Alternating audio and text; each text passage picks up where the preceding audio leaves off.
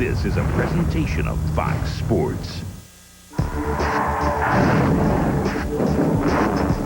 This is Daytona International Speedway, one of the world's most famous racetracks. Today, 43 of the best stock car racers in the world will take the green flag to start the Daytona 500, the biggest race of the year in what is arguably the fastest growing professional sport in America, NASCAR Winston Cup racing. Hello, I'm Edward Herrmann. Unlike many professional sports, NASCAR holds its Super Bowl at the beginning of the season, opening its grueling 10-month schedule with its greatest spectacle, the Daytona 500. And this year's season is guaranteed to be different. Different because the biggest news story surrounding the start of the 2001 Winston Cup season involves one of America's biggest automobile manufacturers, Dodge. When stock car racers got together on Sunday afternoons in the 1970s, the names that filled the airwaves were Richard Petty, David Pearson, and Bobby Allison. At one time or another, Petty, Pearson, and Allison all drove Dodges into victory lane. As the 70s began, the high-winged Dodge Daytona represented the cutting edge of automotive technology. But as the decade wound down and the rules changed, the company parked its cars and left NASCAR. Today, names like Earnhardt, Gordon, Jarrett, and Elliott are heard on Sunday afternoons, and now, at last, the name Dodge is back in the lineup. In order to fulfill its dream of returning to victory lane, the automaker decided to go racing in a very different way, to put together a unique coalition of team owners, drivers, engineers, crew chiefs, designers, and executives, all under one umbrella, and to call the idea the one-team concept. This was the team that would work together during a frenzied 500-day countdown to Daytona. It's a long way from the corporate hallways here outside Detroit to Pit Road in Daytona. But for one Big Three automaker, Dodge, the journey back to NASCAR started right here. Jim Julo, a Dodge vice president, made it his personal quest to put the car maker back in stock car racing. Julo knew that NASCAR's popularity was skyrocketing and that his company had to get back in the game. But he also knew he couldn't just write a check. He needed a partner, and he knew that partner would have to be his dealers. To win the marketing war, to win the marketing race, we can't do anything without the partnership of our 3,000 Dodge dealers. Jim Julo came to us in our meeting and said, look, if we have an idea how we can go back to racing again. And this is the idea. Would you like to be a partner in this? Because that's how this thing will fly. Jim Julo felt strongly that seeing is believing. So he wanted the 9-member dealer executive council to experience a NASCAR Winston Cup race. But Dodge was months away from announcing its return. So early in 1999, Julo dispatched one of his lieutenants to the Atlanta Motor Speedway to quietly rent this suite, number 107, for the March race. The council was whisked in and out with no one the wiser. Well, it was an interesting day, first of all, because we had a lot of cynical dealers, and myself one of them. We weren't sure whether or not this was a great thing to do or not. We went in there on the secret and were told not to wear anything that said Dodge, and that day was incredible. The ground rules were, if we don't walk out of this room with every hand in the air saying, yeah, let's go to the next step, we stop. And we got a unanimous endorsement. On Thursday, October 14th, 1999, Julo summoned the media to New York City to make a momentous announcement. Ladies and gentlemen, it's a pleasure to welcome you all to the Waldorf Astoria Hotel. It was now official. Dodge was getting back into Winston Cup racing. But there was more. Ladies and gentlemen, please help me welcome Mr. Ray Evernham. It was also announced that Ray Evernham, one of the most successful crew chiefs in stock car racing, was leaving Hendrick Motorsports and driver Jeff Gordon. Evernham and Gordon won 47 races and 3 Winston Cup championships together. And now, Evernham had accepted the challenge of heading Dodge's one-team effort and fielding his own 2-car team. And I decided that that program, the Dodge program, was going to be the future, or a big part of the future of NASCAR Winston Cup, and I wanted to be part of it. I got to tell you, the day we signed Ray Evernham up was an incredible high, because it was really the enabler that said, this program's a go. With the announcement in New York, the 500-day countdown to Daytona was already 1 week old. I know it's going to be great for the sport, be a great competition. I wish them all luck. I just hope we outrun all of them.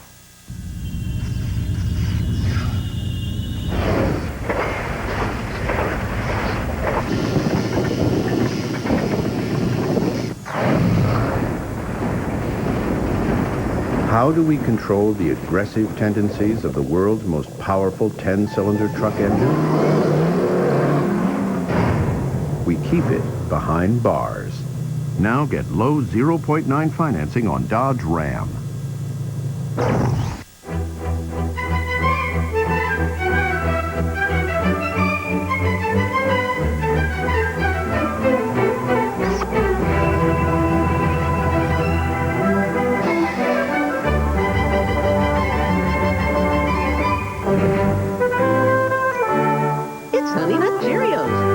Good breakfast. Free Dodge die-cast race cars, won in marked boxes of these cereals. You can collect all 5. Fox Sunday explodes with all new episodes. Blow your mind with an all-new Futurama. Then Bobby becomes a ventriloquist. My son playing with dolls. There, I said it. He's a sissy. There, I said that. All-new King of the Hill. And can Sideshow Bob control Bart's mind? Bart's a brainwashed killing machine. So was I at his age. Kelsey Grammer guest stars and all-new Simpsons. Plus, how could Lois land in the slammer? Hey, Mom, is this a bad time to tell you I got kicked out of shop class? All-new Malcolm. It all starts at 7/6 Central tonight on Fox.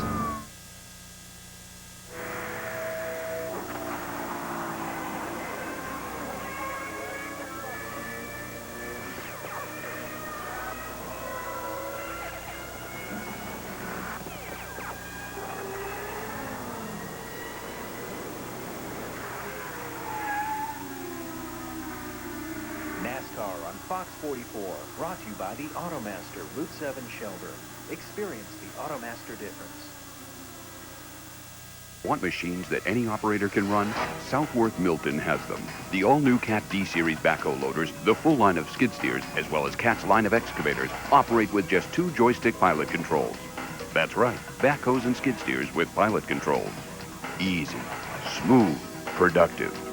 These machines are easy to operate, easy to service, and easy to put on your job site with flexible purchase or rent plans. Choose Cat, choose Southworth Milton, and build the best team you can.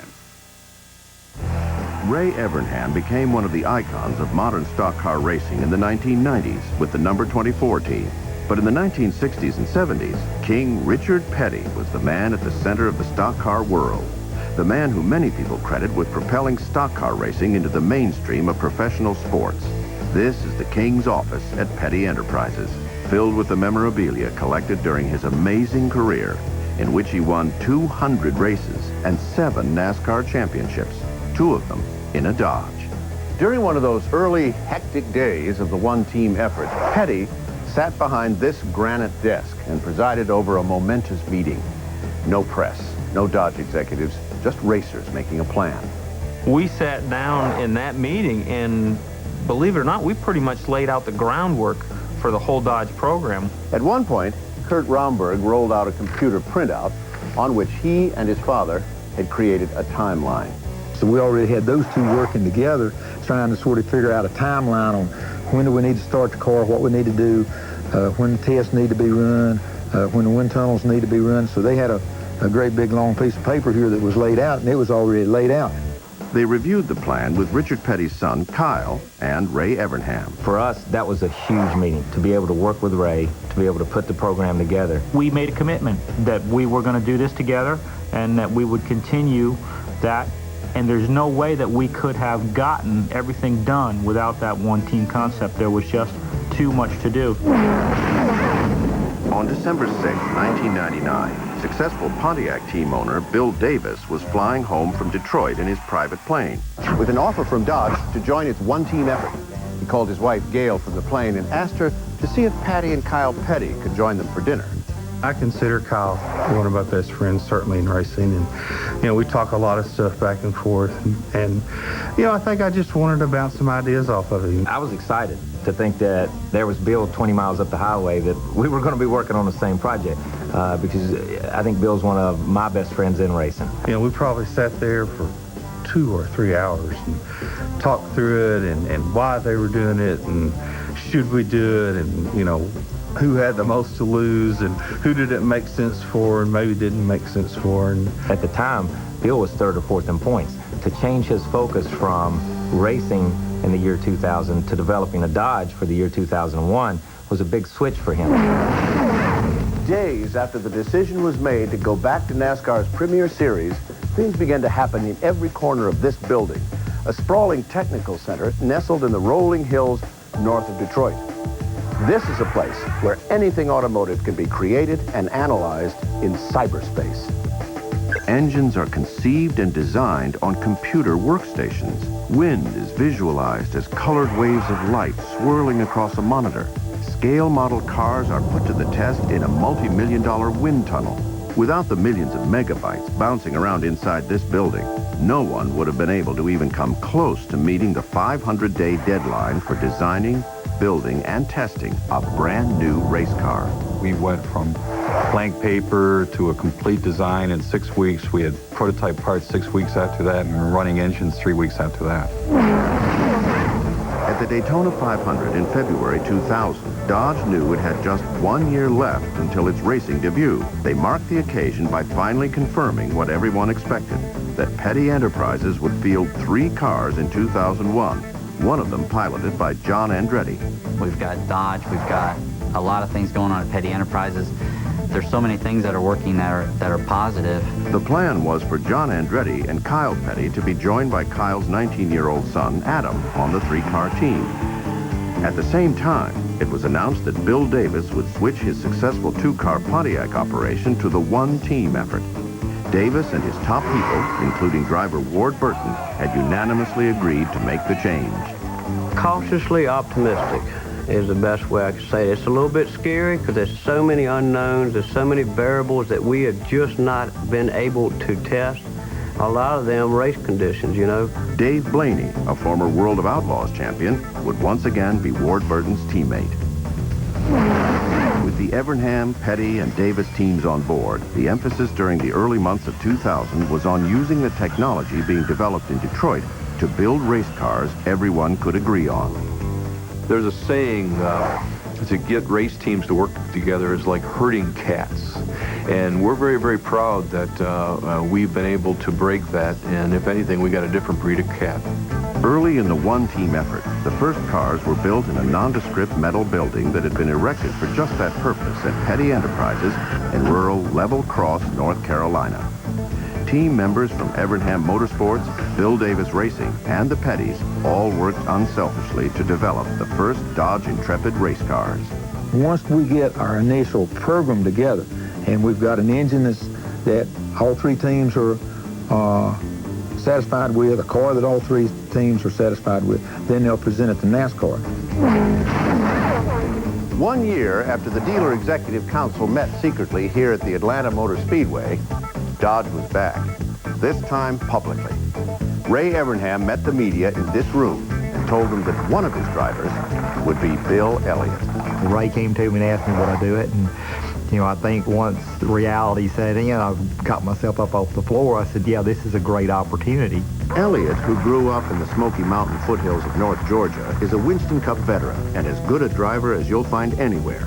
He won 11 races in 1985 and became known as Awesome Bill from Dawsonville. He also captured the Winston Cup Championship in 1988 and has been voted most popular driver a record 15 times. He's a great, great veteran, and Bill Elliott has wins and championships left in him. And there was one additional surprise. Evernham and Dodge had arranged to put Elliott back in the number 9 car, the number he had used during his winningest seasons. It's going to be a great year. I think the fans are going to get a real blast out of seeing Bill Elliott win another race. I know you're a good driver. It's all the people on the road. It's better to be safe than sorry. If a thing is worth doing, it's worth doing well.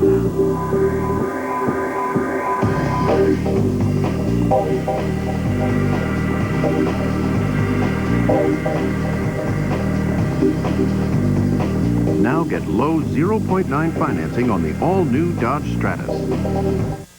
Weeknights is totally NASCAR, your exclusive all-access garage pass. A full 30 minutes of NASCAR news and highlights. Weeknights at 6 on Fox Sports Net.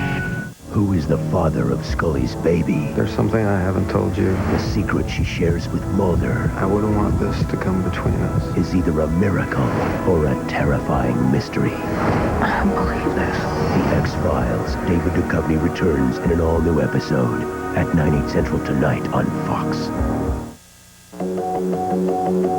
I'd open my car, open the sunroof, play CDs and rockets to Rusty's for Byzantine cuisine. Presto, I am happy as a tattoo on a supermodel.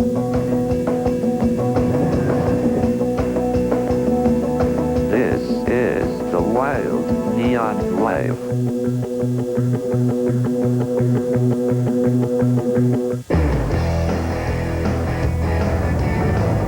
This is the wind tunnel where Dodge first tested its Winston Cup car just before Christmas, 1999. Less than 5 months later, on May 2nd, 2000, hearts beat a little faster here, more than a few fingers were crossed, and all eyes turned to the south. It was a typical sunny South Florida spring day when Ray Evernham's test team rolled its creation out of the garage at Homestead Miami Speedway for its first on-track test. This was no ordinary test. It would be conducted under the watchful, critical, analytical eye of the media. Ray Evernham, Kyle Petty, and Bill Davis were on hand for the occasion, and they all looked more like expectant fathers than racers.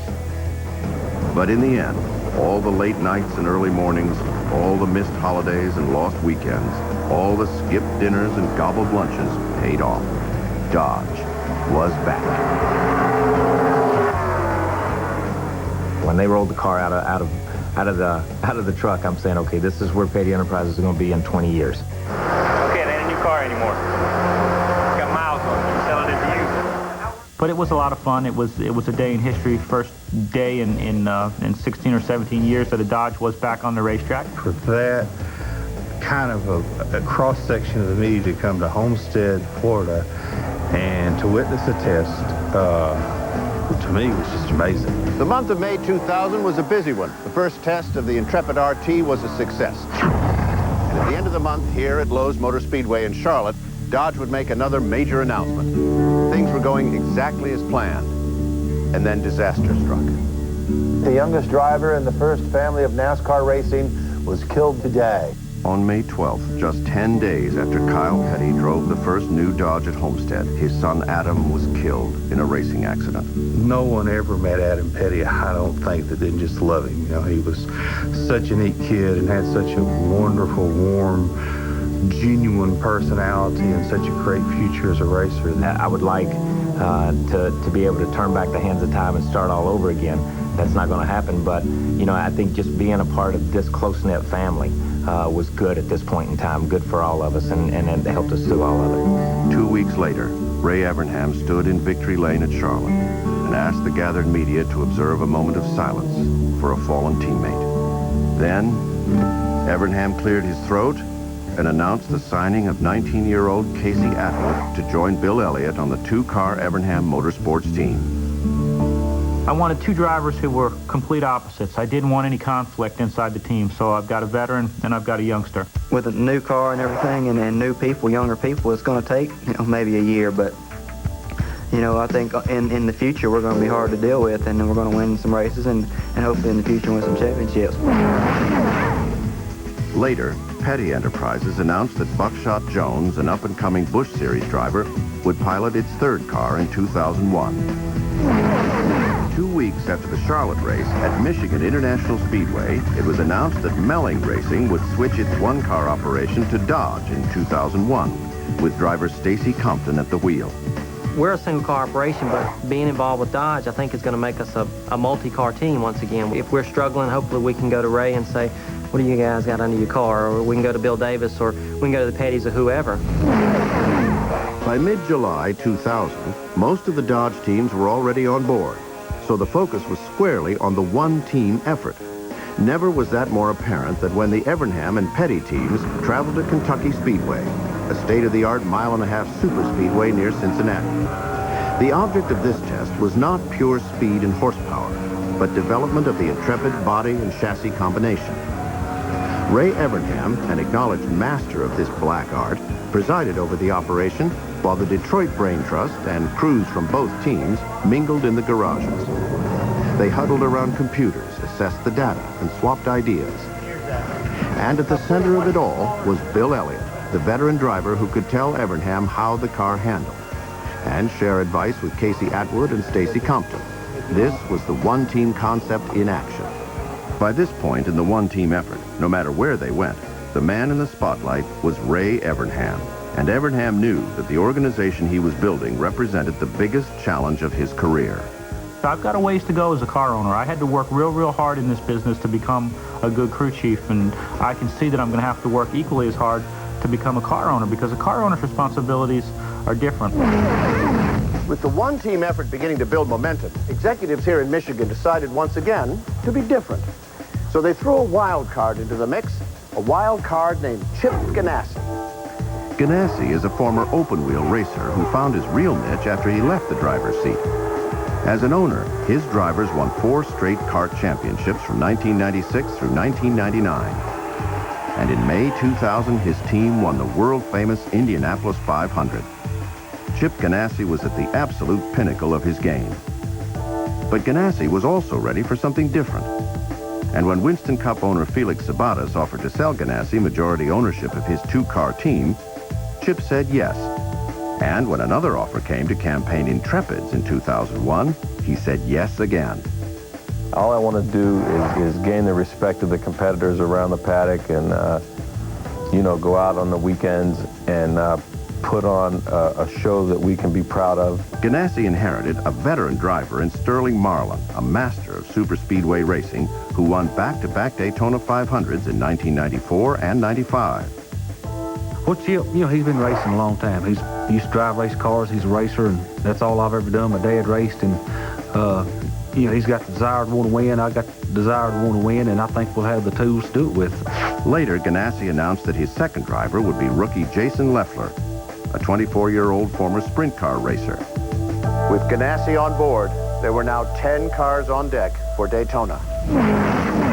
This is Lowe's Motor Speedway outside Charlotte, North Carolina, the very center of American stock car racing. On November 14th and 15th, 2000, as the countdown clock dipped below 100 days until the Daytona 500, all 5 Dodge teams and most of the drivers were here to test. Their Winston Cup engine had been approved by NASCAR just a couple of weeks earlier, so this would be the first test of the engine and chassis on one of the circuit's premier racetracks. As with any new effort, enthusiasm was running high. You know, you hate to wish time away, but I wish next year was here already. The goal was to work on aerodynamics, chassis setup, and engine endurance. And the plan was to run all day and into the night. You know, it's just very exciting, you know, the new car coming in, and everybody's really pumped up about it. You know, with all our information combined, that I think we're going to be real hard to deal with. At first, each car and driver followed a rhythm, turning several fast laps and then coming back in for adjustments and a new setup. You don't know just how excited, you know, I am. I can't wait for next season to get started. As the sun set and the temperatures cooled, the cars turned more and more laps, putting many miles on the new engines. And at the end of the first day, one thing was clear. The race package was a success. When you get the manufacturer involved in your race team, the effort goes, it multiplies. Lap times were impressive, with Sterling Marlin running times equal to what he had turned in a Chevrolet during qualifying at Charlotte just 5 weeks earlier. You know, this time next year, hopefully we're going to be sitting, you know, somewhere in the top 5 in points and got us 2 or 3 wins, and I don't think it's totally out of question. I think we can do it. Everybody involved in the one-team effort was excited, and the drivers were already looking forward to racing and beating their new teammates. You got to have a racer's mentality here. They're just another guy you want to beat on Sunday, so it'll be a tricky thing. It'll be like brothers racing each other. You'll help to a certain point, but you still want to be the guy up front. The drivers, crew chiefs, and engineers knew they were on the right track. I know that when we get to Daytona, there's going to be a lot of people talking about Dodge. And after about 2 or 3 days of it, I'll probably be sick of it.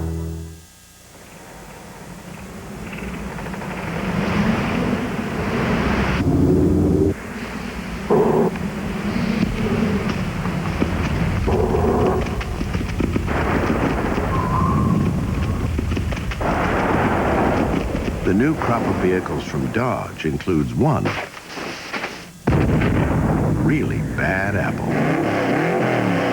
Dodge, coming today to the Daytona 500.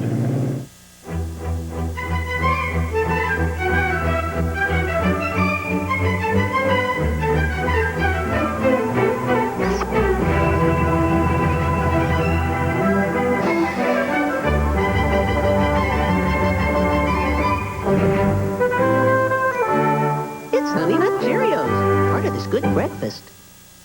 Free Dodge die-cast race cars, one in marked boxes of these cereals. You can collect all 5. 60 ordinary people will come face-to-face with 4 real-life drill instructors in an outrageous competition that only one will survive. Boot camp, Fox style. A balloon sucker? Yes, sir. Get out of my face! They said they'd do anything to win a huge cash prize, but they had no idea what they signed up for. Save the drama for your mama and push. Boot camp, a new series coming in March to Fox. Viewer discretion advised. Nobody said smile. As the 5 teams continued to build new race cars, executives in Michigan began a major push to use Winston Cup racing to help market and sell street cars. Dodge wanted to raise buyers' awareness and to revolutionize manufacturer marketing. It wanted, once again, to be different. We are going about it in a very non-traditional way. We are engaging all of the different sponsors of all the race teams and working with them as partners, again under this one-team approach. It became the first car maker to directly sponsor Winston Cup cars when it decided to back Ray Evernham's 2-car team. The company and its dealers would sponsor the cars, and it would be their logos the fans would see. Dodge also created joint promotions with other team sponsors. For instance, a deal was reached with General Mills to place die-cast replicas of Dodge Intrepid RT race cars in 16 million Cheerios, Wheaties, and Golden Graham cereal boxes. Mountain Dew agreed to sponsor Casey Atwood's pit crew, dubbing them the Dew Crew. Even mighty Microsoft got into the mix, creating an MSN network race game featuring the Dodge Intrepid. And Dodge's own website offered race fans a chance to be part of the team at a place called Dodge Garage. And by the time Speed Weeks 2001 began in Daytona Beach, Dodge had painted the town red. The huge marketing blitz that accompanied the automaker's return to Winston Cup racing was designed to put its image firmly in the public's consciousness. What began many months ago in Detroit has finally come to an end in Daytona Beach, Florida. Speed Weeks is the final chapter in the story of how Dodge brought a different approach to stock car racing. On February 10th, Daytona 500 pole day, Dodge faced NASCAR's best for the first time. 51 drivers made qualifying attempts, and when it was over, even the Dodge teams were stunned. Bill Elliott was on the pole for the 2001 Daytona 500, and right next to him was Stacy Compton. The one-team effort had captured the front row. Will Dodge win the Daytona 500? No one knows. But one thing is clear. Dodge is back. Finally, the countdown is over. It's time to go racing. Now stay tuned to this Fox station for live coverage of the 2001 Daytona 500. This has been a production of Freewheelin' Films, Aspen, Colorado. Taking a NASCAR joyride at top speed at night isn't for everyone. I'd rather have hemorrhoid surgery. And only at Titus at 8:30 Fox Tuesday.